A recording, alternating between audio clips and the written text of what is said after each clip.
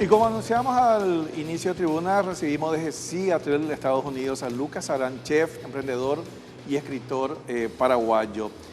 Se hizo conocido o viralizado internacionalmente por lograr, por ejemplo, que el boriborí, que ayer estuvo de aniversario en nuestro país, nuestro plato más emblemático, se cocine, se ofrezca en un conocido restaurante de cadena internacional, llevando la identidad paraguaya al corazón del consumo global.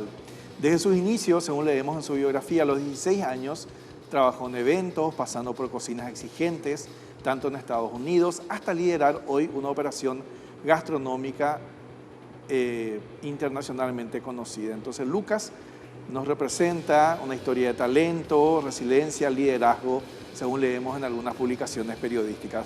También actualmente se encuentra escribiendo un libro para visibilizar la gastronomía paraguaya y posicionar al país como destino gastronómico.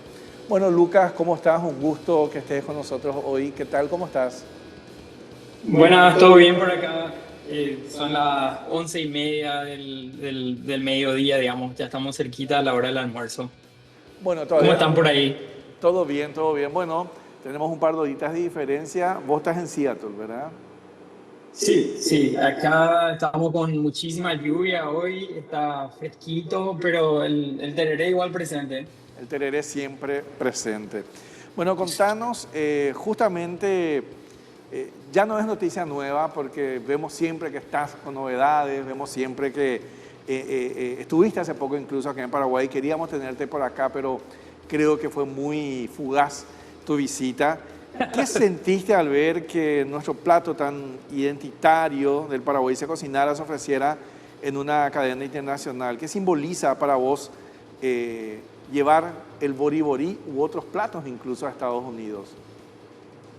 Bueno, y más que nada despertó en mí algo que extrañaba mucho, en especial de Paraguay, porque hace muchísimo tiempo que no volvía y siempre la añoranza está puesta y no nos ponemos la camiseta como paraguayos, digamos, y se sintió re lindo ver que la gente no solamente estaba como curiosa para saber qué era, sino que apreció mucho y pude compartir algo que es muy mío, o sea, nuestro también. Entonces se sintió muy lindo eso. Y justamente por eso ahora me estoy moviendo a lo del libro, porque siento que hay mucho jugo a lo que le podemos sacar a la gastronomía paraguaya hoy día. Justamente eso. ¿Cómo ves a la gastronomía paraguaya? Recién hablábamos acá con otra entrevistada sobre lo que es la marca y cómo a veces nos picha. Me imagino que te pasará a vos. Muchos dicen que Estados Unidos justamente no tiene una identidad culinaria, que casi todo es mexicano. Algunos dicen, otros dicen que tiene Ujú. su propia identidad. Pero ¿qué pasa cuando ves que hay cosas tan parecidas a la nuestra, pero que tienen una identidad propia en otro lugar, por ejemplo? Yo creo que el problema con nuestra gastronomía en general viene más bien de que nosotros todavía no estamos adaptando a la vida moderna del paraguayo moderno, digamos, como comensal. O sea, hay muchas cosas que necesitamos reestructurar como gastrónomos, nosotros como profesionales, pero también debe ser algo que viene del gobierno, debe haber mucha ¿cómo se dice?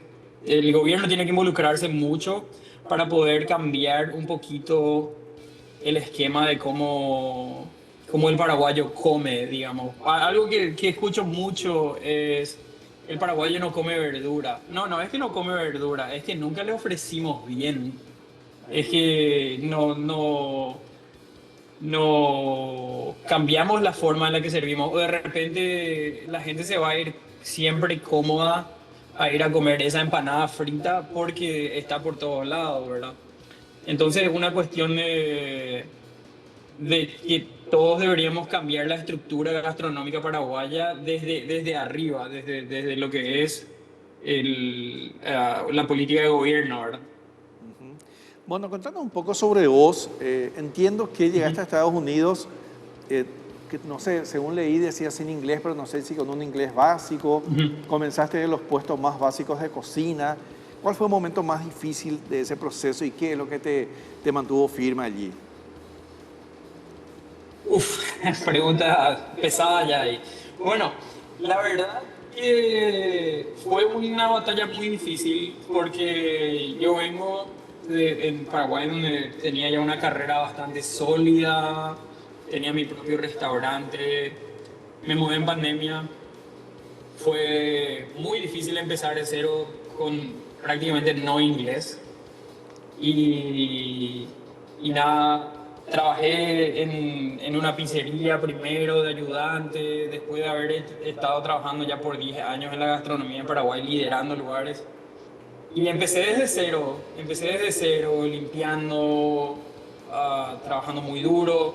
Después, bueno, una vez que mi inglés se fue, como me fui sintiendo más cómodo con el inglés, ya empecé a aplicar a cargos más de liderazgo y hoy estoy liderando una cocina con 20 personas a mi cargo y con, ¿cómo se dice? Con un equipo muy complejo, porque primero no solamente que tengo que comunicarme en inglés, sino que también en muchísimos otros idiomas de repente, porque la gente aquí viene de todo el mundo. Claro, asiático, creo que hay muchos asiáticos, latinos, estamos en todas partes también, pero ahí es una cuestión multicultural realmente, ¿no? Y es multicultural y muy compleja porque uno a la hora de manejar gente tiene que manejar con respeto y también con entendimiento, ¿verdad? Porque no es solo cocinar más, sino que es más bien motivar a la gente para que trabaje en una industria que de por sí es bastante dura, porque, bueno, de repente pasabas 12 13 horas parado en el calor, en la energía así bastante estresante, digamos, que es la cocina. Y motivar a la gente siempre es lo clave para lograr un producto final lindo, ¿verdad? No vas a cocinar rico en casa nomás, no vas a cocinar rico si estás de mal humor, ¿verdad? Sí, sí, y otra cosa también, ¿verdad? Que mantener la calidad, que el producto sea el mismo, porque finalmente el que va a un lugar va a buscar felicidad, placer e inspirado por algo que alguien probó o que él probó y que quiso repetir y que debe ser frustrante para el cliente no encontrarse con eso que esperaba. Exacto. Justamente con eso que comentás, es algo que me encantaría trabajar a futuro en Paraguay, donde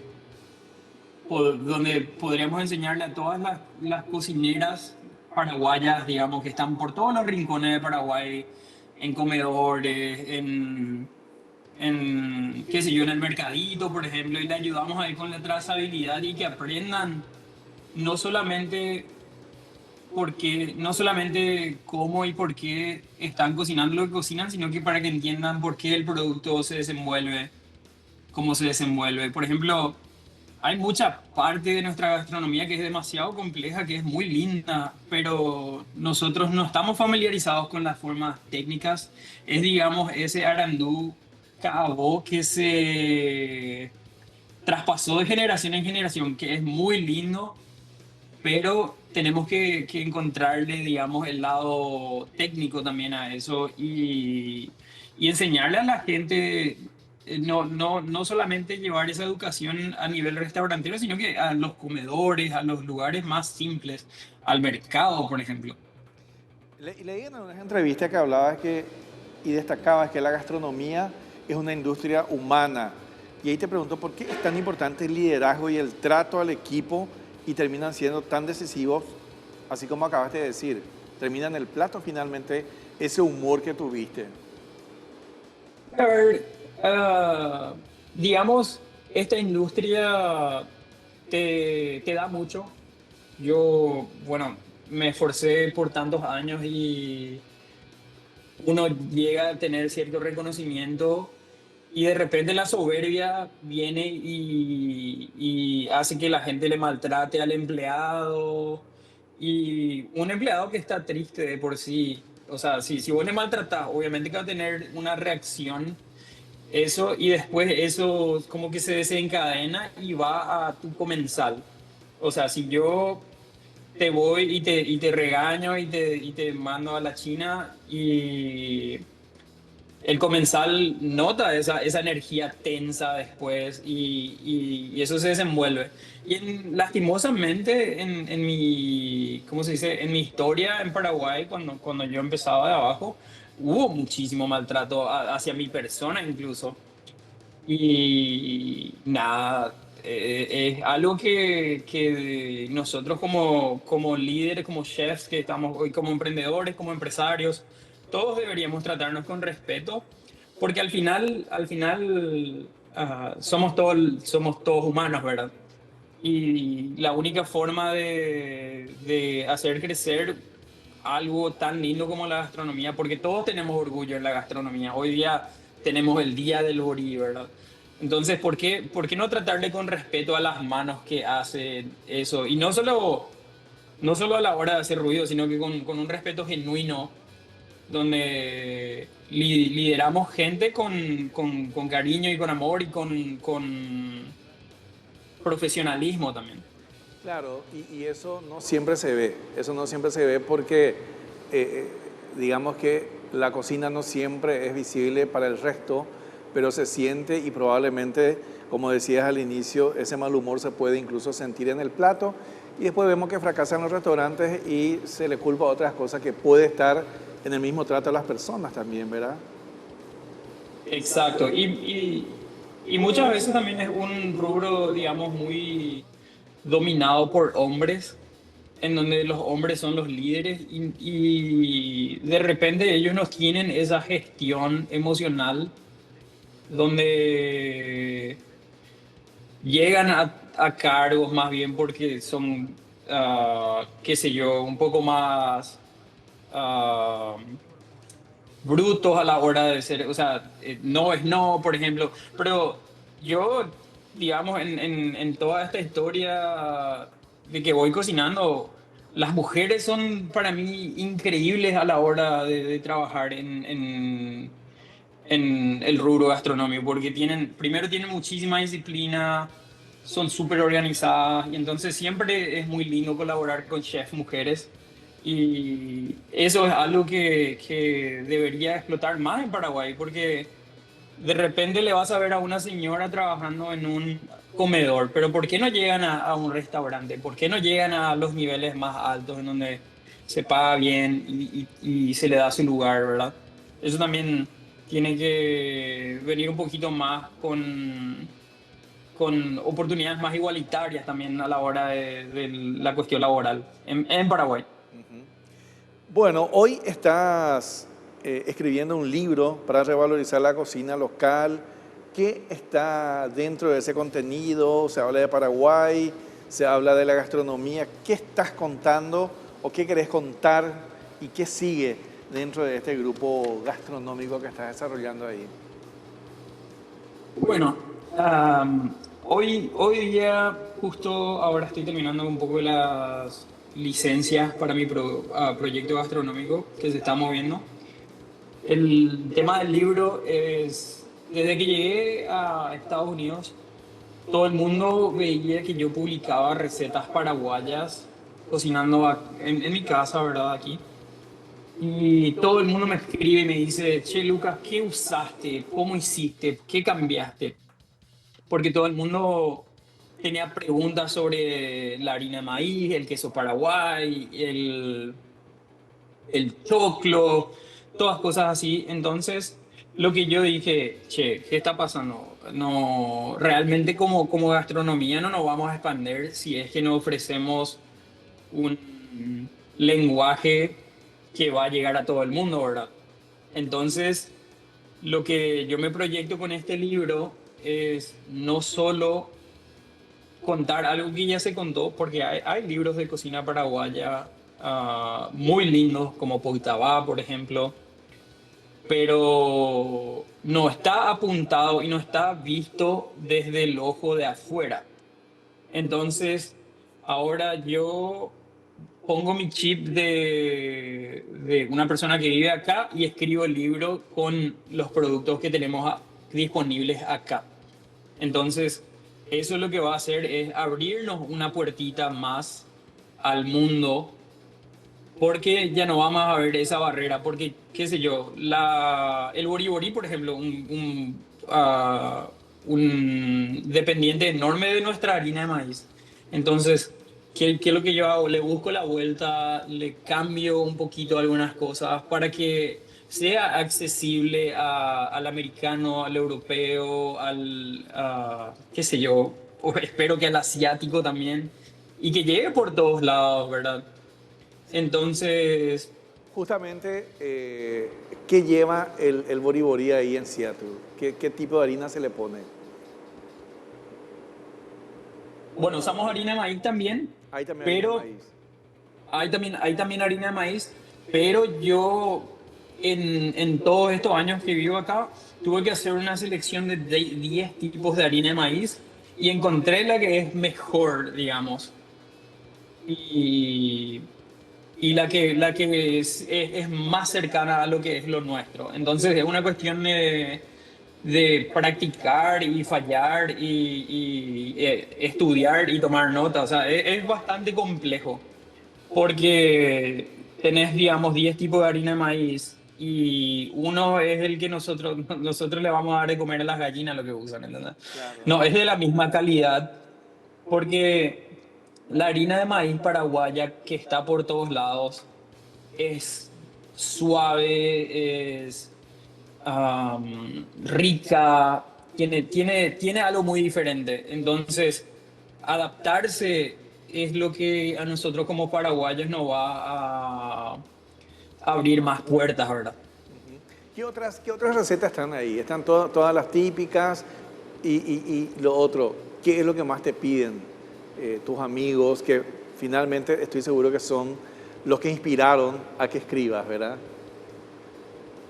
Bueno, lo que más me piden es mi receta de chipaguazú y de sopa paraguaya. Yo creo que eso, todos los paraguayos en cualquier asado, en cualquier parte del mundo, gente de Australia, gente de Europa, siempre me escriben y me preguntan, ¿cómo haces vos la sopa paraguaya, por ejemplo? Y, y nada, es una receta tradicional, pero se, se, ¿cómo se dice? Le encontramos la vuelta para que quede bien al final. Lo mismo con el tema de la harina de maíz. Entonces, es una cuestión de ingeniarse también, ¿verdad? Bueno, realmente, ¿cuándo vamos a ver este libro, Lucas? ¿Cuándo sale el libro?